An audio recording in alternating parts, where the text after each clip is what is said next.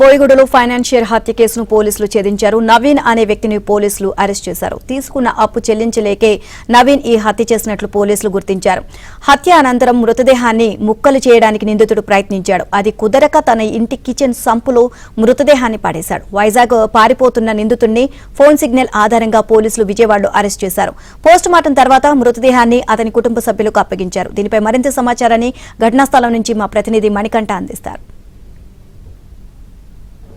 అప్పుచ్చిన వ్యక్తి తిరిగి తన అప్పు చెల్లించమంటూ అడిగిన పాపానికి ఒక వ్యక్తి అత్యంత దారుణంగా హత్య చేసిన ఘటన సికింద్రాబాద్లో న్యూ బోయిగూడలో చోటు చేసుకుంది. ప్రస్తుతం ఏదైతే ఘటన జరిగిందో ఆ సంఘటన స్థలం వద్ద అయితే ఉన్నాము.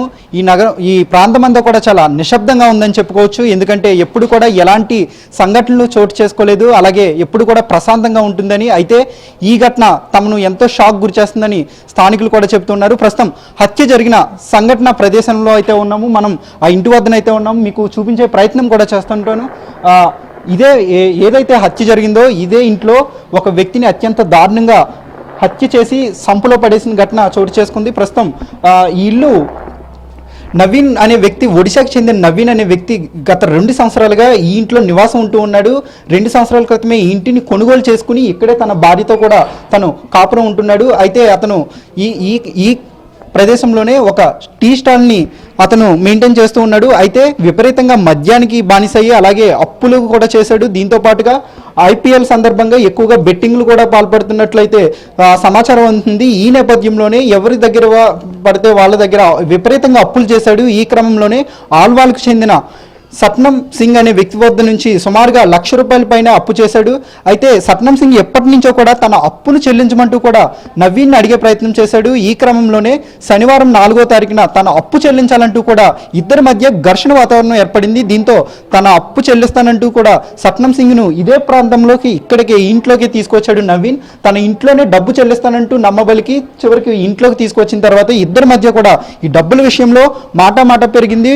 ఇద్దరు కూడా కోపద్రిక్తులయ్యారు. దీంతో నవీన్ తన వద్ద ఉన్న ముందుగానే హత్య చేయాలని నవీన్ అనుకున్నాడు. దీనికి అనుగుణంగానే తను కత్తిని కొనుగోలు చేసి సట్నం సింగ్ను అత్యంత దారుణంగా పాశవికంగా హత్య చేశాడు. ఆ తర్వాత ఎవరికి సందేహం రాకుండా ఉండేందుకు అతను ఏం చేశాడంటే ఇదే ఇంట్లో కిచెన్లో ఉన్న సంపులో సట్నం సింగ్ మృతదేహాన్ని పడవేశాడు.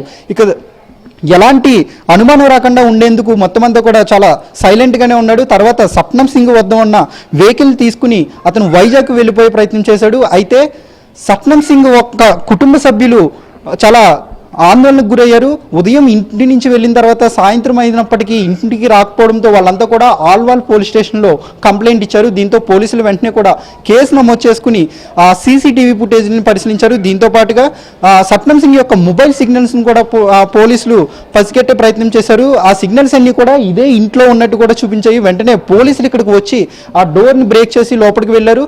ఆ సంపులో సట్నం సింగ్ మృతదేహాన్ని గుర్తించారు. వెంటనే కూడా పోలీసులు సట్నం సింగ్ యొక్క మృతదేహాన్ని గాంధీ హాస్పిటల్కి తరలించి పోస్టుమార్టం నిర్వహించారు. అనంతరం కేసు నమోదు చేసుకున్న పోలీసులు నవీన్ విజయవాడలో ఉన్నట్లుగా పోలీసులు గుర్తించారు. అక్కడికి వెళ్ళి ప్రస్తుతం పోలీసులు అయితే నవీన్ అరెస్ట్ చేశారు. కేసు నమోదు చేసుకుని పోలీసులు పూర్తిగా దర్యాప్తు చేస్తున్నారు. నిజంగానే నవీన్ ఈ హత్య చేయడానికి డబ్బులు కారణమా లేదంటే ఇతరమైన కారణాలు ఉన్నాయనే కోణంలో కూడా పోలీసులు పూర్తిగా దర్యాప్తు చేస్తున్నారు. ఇప్పటికే నిందితుడిని అరెస్ట్ చేసి రిమాండ్కి తరలించారు. తాము నివాసం ఉంటున్న 30 ఏళ్లలో ఎప్పుడు కూడా ఇలాంటి సంఘటన ఎప్పుడు కూడా చోటు చేసుకోలేదని, అలాంటిది హత్య చేసిన తర్వాత కూడా ఇంట్లో పడేయడం అనేది చాలా షాక్ గురవుతున్నామని చెప్తున్నారు. ఇప్పటికే ఈ ఇంటికి సంబంధించి పైన 2 ఫ్లోర్లో ఉండే వాళ్ళు కూడా వాళ్ళు భయోందనలకు గురయ్యారు. ఇల్లుని వెంటనే కూడా ఖాళీ చేసేశారు. ప్రస్తుతం నవీన్ని పోలీసులు అరెస్ట్ చేసి రిమాండ్కి తరలించారు. కెమెరామెన్ పవన్తో మణికంఠ, ఏబిఎన్ ఆంధ్రజ్యోతి, హైదరాబాద్.